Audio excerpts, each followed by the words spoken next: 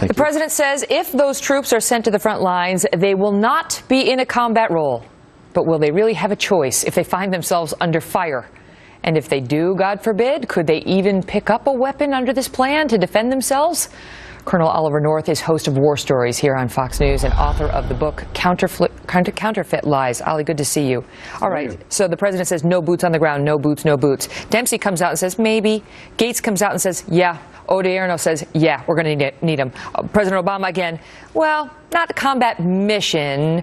They won't be forward deployed. And by the way, the Iraqis are going to do it, and they have to do it, and they will do it. But Odierno just told us they can't do it.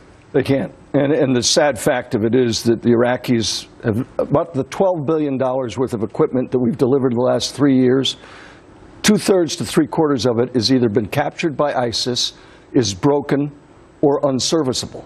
And on top of that, the volunteers that showed up after Mosul fell to ISIS, driven there essentially by al-Sistani, the leading cleric of the Shiite faith over in Iraq, he called for volunteers. 15,000 plus showed up.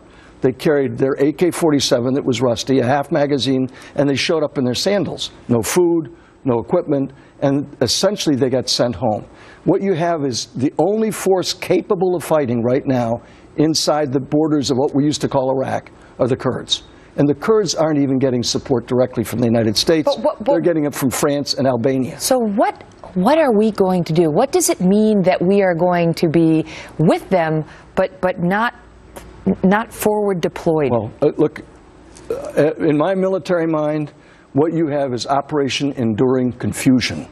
What you have is a president who cannot make up his mind what he wants. The coalition that John Kerry spoke so eloquently of this afternoon in the Senate Foreign Relations Committee is non-existent. The idea of Arab air power, aiding and abetting our mission over there, Arab air power is an oxymoron. They can't do this. We can do it. But we would have to put American forward air controllers and joint tactical air controllers on the ground at the battalion level with the Iraqi army and with the Kurds.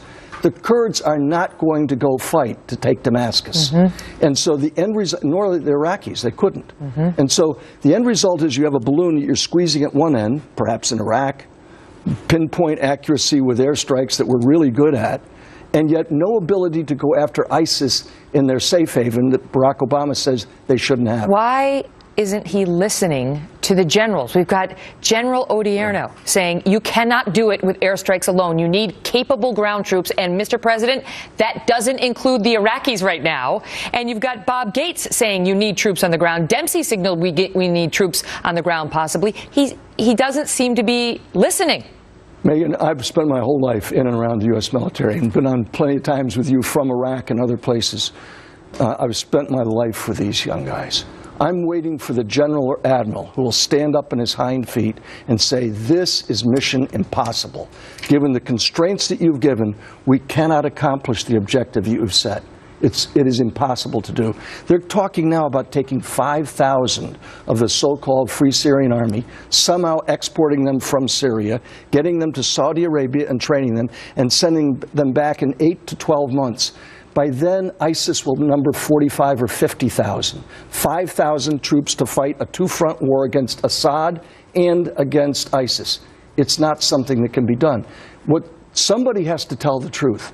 Some general or admiral at the Pentagon or somewhere else in Central Command has got to stand up and say, the mission we've been given we can do, but we can't with the constraints you've placed upon us. And the tragedy of it is that the disaster that befalls us is the first story you started with tonight, with more and more of them coming in from their safe haven into this country to threaten Americans right here in the homeland. Oh, good gracious. Colonel North, good to see you. Thank you, Megan. Thank you so much, sir. And we're going to have that story for you in moments.